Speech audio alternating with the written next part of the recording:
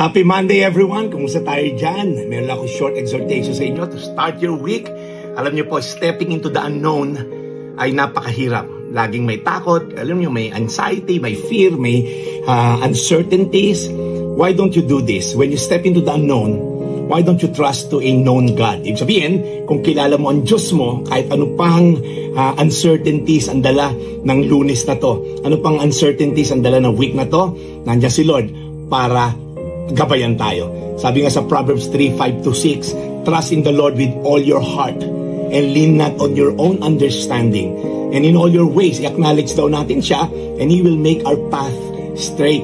Alam niyo po ba, yung landas nyo na paliko-liko, minsan may offer si Satan na landas na nakita mo, may U-turn. Akala mo shortcut, nung pala distraction. Akala mo detour lang siya, nung pala dead end. Kaya ngayon po Lunes, panibagong linggo, panibagong laban. Alam niyo yun, madalas exciting pero kadalasan din stress. Tandaan natin, yung good news po, hindi mo kailangan labanan itong mag-isa. Kapag hindi mo na alam yung gagawin mo, hindi mo alam paano sisimulan ang linggo mo, pagod ka na sa trabaho, pagod ka sa school, pagod ka sa mga anak mo, alam nyo, we can trust not in our own understanding, not in our academic excellence, not in our connection, but we can put our trust in God. So, konting faith boosters lang. Number one, nauna na si Lord sa'yo. He went ahead of you.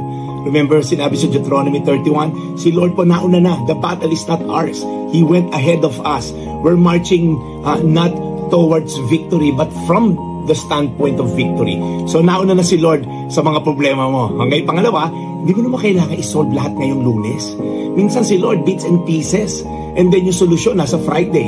Minsan solusyon, baka ngayon din yung solusyon. Pero kailangan mo lang mag-trust sa kanyang ways and will, kung ano yung will niya para sa'yo. So hindi mo kailangan solusyonan lahat ngayon at ma-stress at ma-disappoint pag hindi nangyari. And lastly, kahit mas maliit lang yan, mustard seed of faith, okay lang yan. Ang mahalaga may pananampalataya ka. As small as a mustard seed of faith can move mountains. Ang mahalaga, faithfulness. Huwag mo agad i-goal yung fruitfulness sa mga gagawin mo ngayong Lunes. Mahalaga, faithful ka ba nagdasal ngayong umaga? Faithful ka ba nagbasa ng salita niya? Faithful ka ba in accomplishing yung mga dapat mo lang gawin ngayon? And just leave it to Him kung ano ang naghihintay bukas. So sabihin mo sa sarili mo ngayon, Lord, hindi ko alam kung ano mangyayari ngayong linggo, pero alam ko mangyayari sa akin. Magtatrust ako sa iyo. Pipiliin ko magtiwala sa iyo at hindi sa aking kakayanan. So question, saan ka ngayon nahihirapan magtiwala kay Lord?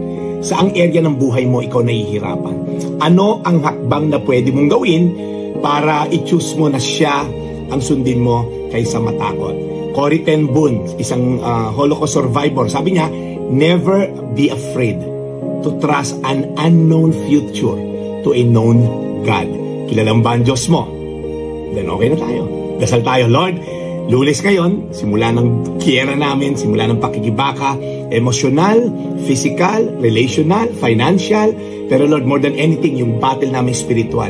Ikaw ang uunahin namin to seek you first and lean not on our own understanding, and everything, Lord God, will be straightened. Yung liku-liku namin diskarte, ididiretso mo. So Lord, ingatan mo kami lahat as we go through this Monday. In Jesus' name, amen. Amen.